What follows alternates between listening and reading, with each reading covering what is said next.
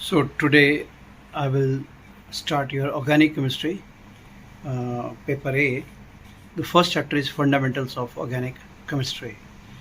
So as far as organic compounds are concerned, तो organic compounds के बारे में जो हमारे पास सबसे पहले जो एक थ्योरी दी थी, जिसको आपने पढ़ा भी है, vital force theory. Vital force theory, vital होता है अदृश्य एक शक्ति, तो एक वाइटल फोर्स मतलब अदृश्य शक्ति। तो ये दी थी बर्जीलियस ने। तो बर्जीलियस ने बोला कि ये जो ऑर्गेनिक कंपाउंड्स हैं ये जो है वो लिविंग ऑर्गेनिज्म में पाए जाते हैं, और इनको जो बनाने वाला ही है कोई अदृश्य शक्ति है जिसको वाइटल फोर्स बोला गया। As and when required in living organism, तब ये जो है वो उनको ये वहाँ पे बनाया जाता है। मतलब इनको हम लैब में प्रिपेयर नहीं कर सकते हैं। ये कोई नेचुरली कोई अदृश्य शक्ति है जो इन कंपाउंड्स को बनाती है। और ये सच में ये जो वाइटल फोर्स थ्योरी है ये बहुत ही कामयाब रही। इसके ऑर्गेनिक कंपाउंड्स को जो हम लैब में नहीं बना पा रहे थे, और उसकी वजह से ये वाइटल फोर्स थ्योरी को बहुत सक्सेस मिली। लेकिन उसके बाद एक साइंटिस्ट आए, होलर, जिसने बेसिकली उसका ऑर्गेनिक कंपाउंड से कोई ज़्यादा लेना देना नहीं था। वो काम कर रहा था अमोनियम सल्फेट को हमारे पोटेशियम साइनाइड के साथ ट्रीटमेंट कर he was trying to prepare ammonium cyanide बनाने की कोशिश कर रहा था वो। और हमारे पास जो है वो ये इनऑर्गेनिक कंपाउंड्स हैं ये। लेकिन बाई चांस क्या हुआ कि वो ओवर हीटिंग हो गई, मतलब ज़्यादा ही गर्म हो गया। तो जब ज़्यादा गर्म हो गया तो वो कंपाउंड्स जो है वो जल गया। और उसके बाद उसने उस कंपाउंड को जो है वो सिंथेसाइज करा, उसको उसने लैब में टेस्ट करा। तो क्या देखा उसने कि ये हमारे पास जो है ये वही कंपाउंड है जो ह्यूमन यूरिन में पाया जाता है, और उसका नाम यूरिया जो है वो रखा गया। तो urea is the first organic compound synthesized in the laboratory. हालांकि ये एक्सीडेंटल था, लेकिन एक बहुत बड़ी फेलियर थी ये वाइटल फोर्स थ्योरी की। देखिए दोबारा से सुन लीजिए कि वाइटल फोर्स थ्योरी के accordingly organic compounds living organism में पाए जाते हैं, और इनको as and when required by the living organism कोई अदृश्य शक्ति बनाती है, और इनको हम लैब में कभी नहीं बना सकते। लेकिन फ्रेडरिक होलर नाम के एक साइंटिस्ट, जो कि अमोनियम सल्फेट को पोटेशियम साइनाइड के साथ रिएक्ट कर अमोनियम साइनाइड बनाने की कोशिश कर रहा था, लेकिन वो ओवर हीटिंग होने की वजह से, ज़्यादा हीटिंग होने की वजह से वो कंपाउंड जल गया। लेकिन जब उसने जले हुए उस कंपाउंड को सिंथेसाइज करा, उसने उसको चेक करा, तो उसने देखा ये तो वही कंपाउंड है जो ह्यूमन के यूरिन में पाया जाता है, जिसको वाइटल फोर्स थ्योरी कहती थी कि हम उसको लैब में नहीं बना सकते।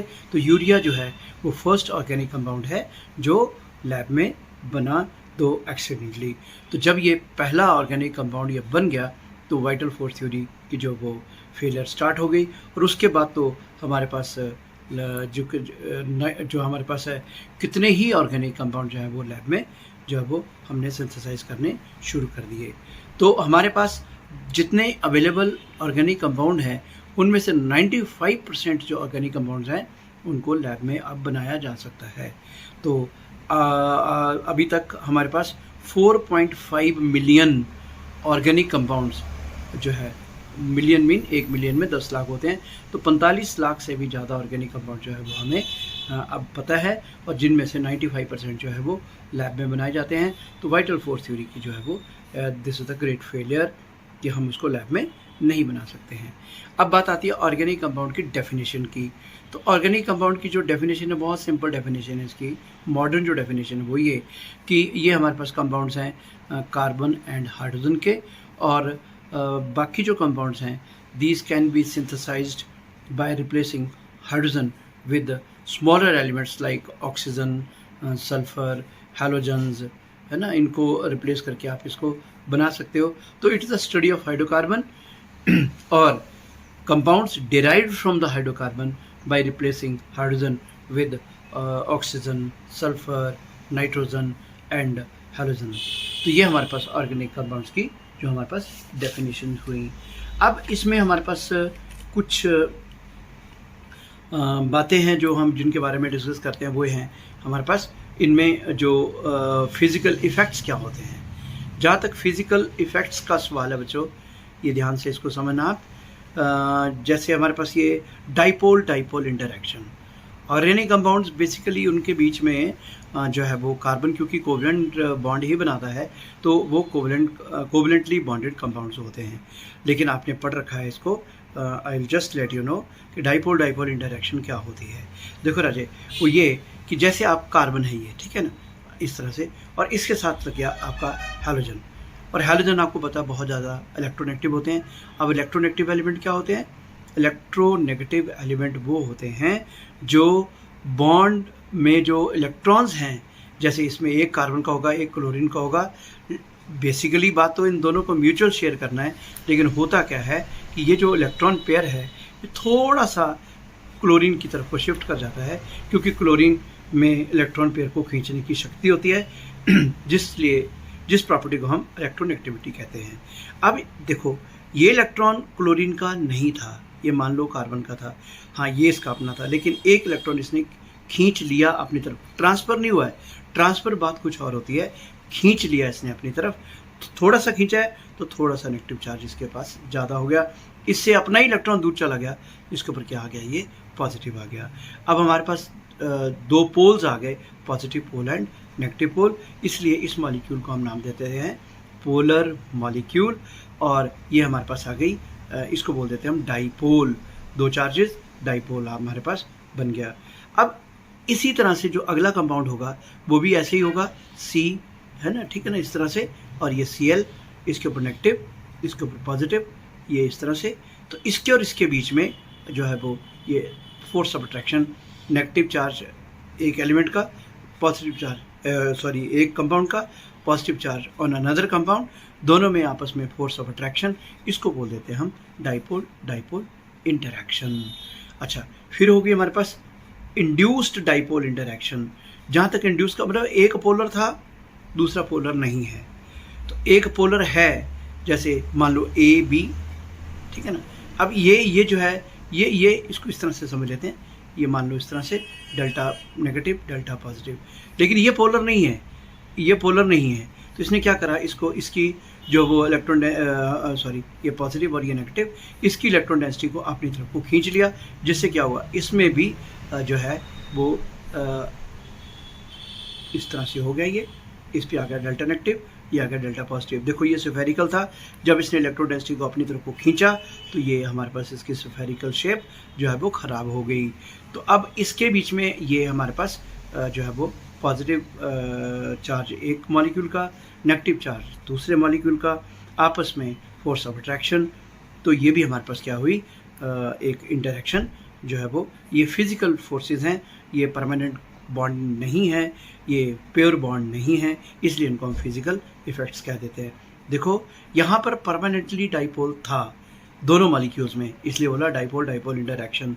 यहाँ पर एक में पोलैरिटी थी, एक में पोलैरिटी नहीं थी, तो ये हमारे पास जैसे यहाँ पर पोलैरिटी जो है वो इस मॉलिक्यूल में इंड्यूस कर दी, क्योंकि इसका जो पॉजिटिव चार्ज है उसने बिल्कुल साथ पड़े हुए नॉन पोलर मॉलिक्यूल की इलेक्ट्रॉन डेंसिटी को थोड़ा सा अपनी तरफ को खींच लिया, जिसकी वजह से इसकी एक साइड नेगेटिवली चार्ज हो गई, पार्शली नेगेटिव, और दूसरी साइड उतना ही पार्शली पॉजिटिव हो गई। जब पॉजिटिव और नेगेटिव आमने सामने हो जाएंगे तो यहाँ पर हमारे पास फोर्स ऑफ अट्रैक्शन स्टार्ट हो जाएगी। This is called induced dipole attraction. तो ये जो हमारे पास, इनको फिजिकल फोर्सेस कहते हैं, क्योंकि बहुत ही कमज़ोर फोर्सेस होती हैं, ये कोई ज़्यादा स्ट्रांगनेस इसमें नहीं होती है। तो इसके चलते ही हमारे पास जो एक बहुत इम्पॉर्टेंट फोर्स है वो है हमारे पास वंडरवॉल फोर्सेस ऑफ अट्रैक्शन या वंडरवॉल्स इंटरैक्शन। आइए, वंडरवॉल इंटरैक्शन क्या चीज़ है, देखो ध्यान दो। जैसे ये हमारे पास हाइड्रोजन है, ठीक है ना, हाइड्रोजन मॉलिक्यूल, हमारे पास है ऑक्सीजन मॉलिक्यूल, हमारे पास है हीलियम, हमारे पास है नियॉन, ठीक है। तो ये हमारे पास नोबल गैसेस तो ऐसे हैं कि ये तो हीलियम 2 नहीं बनाता, ये नियॉन 2 नहीं बनाता, ठीक है ना। हाइड्रोजन गैस है, ऑक्सीजन गैस है, लेकिन हम इनको लिक्विफाई कर सकते हैं, मतलब इसको गैसियस स्टेट से लिक्विड स्टेट में इसको कन्वर्ट कर सकते हैं। अब एक बात ध्यान दीजिए कि जैसे ये मेरे पास है सॉलिड स्टेट, ठीक है ना, ये बना मेरे पास लिक्विड स्टेट और ये बना मेरे पास गैसियस स्टेट। अब देखो इस डायग्राम से एक बात क्लियर है, गैसियस स्टेट में जो मॉलिक्यूल्स हैं वो एक दूसरे से दूर दूर है, लिक्विड में थोड़ा पास आए, मतलब इनमें इसलिए पास आए कि इनमें आपस में फोर्स ऑफ अट्रैक्शन जो है वो प्रोड्यूस हुई। अब यहाँ सॉलिड स्टेट में तो ये बिल्कुल एक दूसरे के पास आ गए, मतलब इसमें बहुत ज़्यादा स्ट्रॉन्ग फोर्सेस ऑफ अट्रैक्शन आ गई। अब रीज़न यहाँ पे कारण ये है, क्वेश्चन ये है कि hydrogen and oxygen, helium, neon ये बेसिकली नॉन पोलर हैं। नॉन पोलर मीन ना पॉजिटिव चार्ज ना नेगेटिव चार्ज, कुछ नहीं। तो फिर ये जब इनको लिक्विफाई करा गया तो ये इनमें ये फोर्सेस ऑफ अट्रैक्शन कहाँ से आई? तो देखो ध्यान से बच्चों, ये था हमारे पास, मान लीजिए इस तरह से ये हमारे पास, तो यहाँ पे हमारे पास क्या हुआ, ये जो डेंसिटी है नेगेटिव और पॉजिटिव, ठीक है ना, ये इक्वली डिस्ट्रीब्यूटेड। देखो ये आ गया इलेक्ट्रॉन, ये आ गया इलेक्ट्रॉन, तो ये जो इलेक्ट्रॉन्स इस ऑर्बिट में घूमते हैं ये हमारे पास 180 डिग्री के एंगल के ऊपर होते हैं, 180 डिग्री। अगर ये इलेक्ट्रॉन यहाँ आ गया तो ये यहाँ पहुँच जाएगा, मतलब uniform distribution of electron density होती है। इस तरह से ये घूमते रहते हैं। अब जब हमने इसको लिक्विफाई करना है तो हमने या तो टेम्परेचर डाउन करना है या हमें प्रेशर इंक्रीज़ करना है। दोनों चीज़ें करोगे तो लिक्विफिकेशन बहुत आसानी से हो जाएगी। मतलब टेम्परेचर डाउन करोगे तो मूवमेंट स्लो हो जाएगी, प्रेशर हाई करोगे तो ये एक दूसरे के करीब आएंगे। तो जब ये कंडीशन इम्पोज करते हैं तो क्या होता क्या है कि ये जो हमारे पास नेगेटिव चार्ज है, इलेक्ट्रॉन डेंसिटी है, that shifts towards one of the direction. जैसे इलेक्ट्रॉन डेंसिटी इधर आ गई, अब हुआ क्या, ये वाला क्या बन गया, इलेक्ट्रॉन डेंसिटी इधर ज़्यादा आ गई, नेगेटिव, इधर रही नहीं, ये क्या आ गया, पॉजिटिव। और ये हमारे पास क्या है, इधर भी क्या आ गई, नेगेटिव, और इधर क्या आ गया, दूसरे मॉलिक्यूल के केस में क्या हो गया, ये पॉजिटिव। अब ये पॉजिटिव नेगेटिव आपस में क्या हुआ है, ये फोर्स ऑफ अट्रैक्शन आ गई। अब जब ये फोर्स ऑफ अट्रैक्शन आ गई हमारे पास, तो इस फोर्स ऑफ अट्रैक्शन को नाम दिया जाता है वैन डर वाल फोर्सेस ऑफ अट्रैक्शन। क्योंकि वैन डर वाल ने इन फोर्सेस के बारे में बात करी तो उसने अपने नाम पे इन फोर्सेस ऑफ अट्रैक्शन को नाम दे दिया वैन डर वाल forces of attraction. Normal conditions के ऊपर ये फोर्सेस नहीं होती हैं। जब हम कोई स्ट्रेस, जैसे टेम्परेचर डाउन करा, फोर्स प्रेशर हाई करा, स्ट्रेस अप्लाई करते हैं तो electron density shift towards one of the direction.